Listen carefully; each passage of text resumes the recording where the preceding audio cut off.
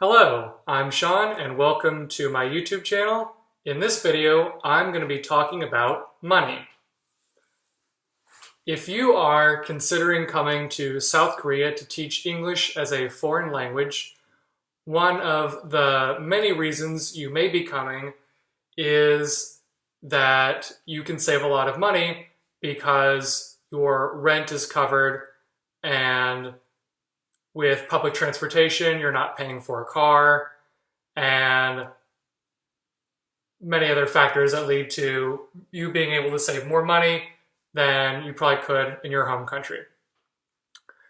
My first year in Korea, I left home with around 4,000 to 5,000 US dollars in my home checking account. And when I returned home a year later, I had around 22,000 US dollars.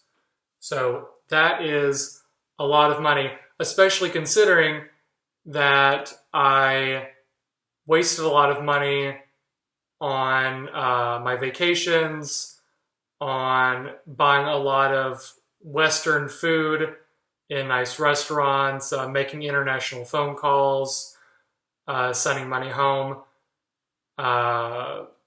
you name it. I spent more money than I should have, and yet I still came home with a lot. I'm now in a big city as opposed to my first year when I was in a very small town.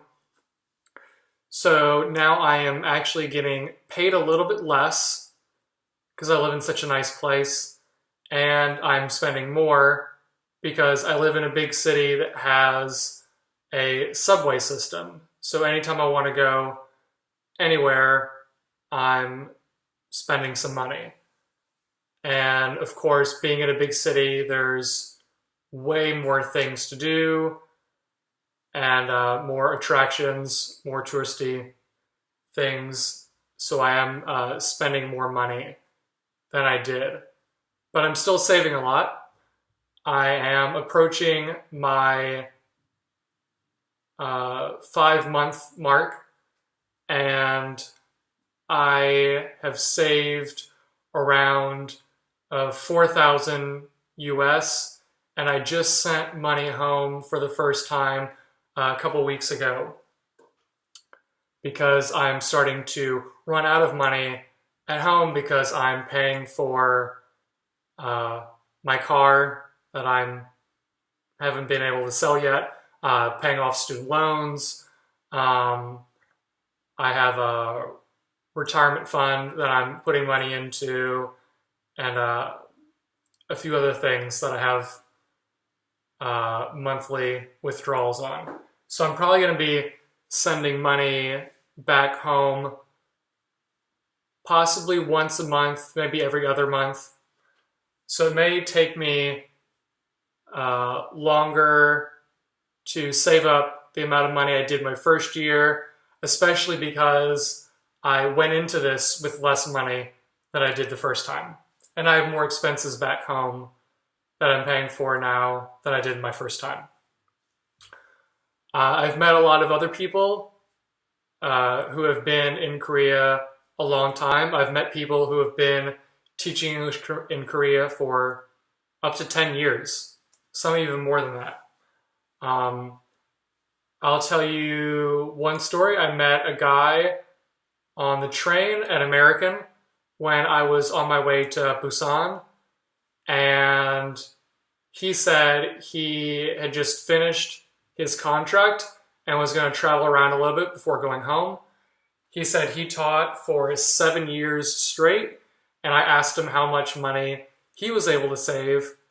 I didn't get a lot of time to talk to him, so he didn't have a chance to elaborate on his spending habits and what he could have potentially saved.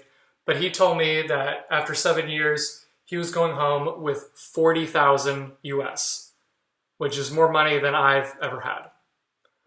So while it should not be your main motivation for coming here, because if it is, you will not have a good time.